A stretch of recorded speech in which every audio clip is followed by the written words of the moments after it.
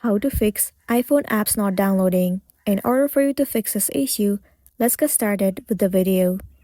You need to start by heading over to the settings of a device. Inside settings, move into general. Scroll all the way down to the bottom and you can see the option of shutdown. Click on it and then restart your device.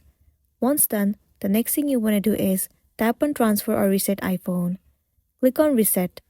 Enter the passcode of your device and then once again click on reset all settings. This should fix the issue that you have been facing on your device. If not, now the next thing you want to do is go back and head over to About. In this page, you have to make sure that you have enough storage in order for you to download the application.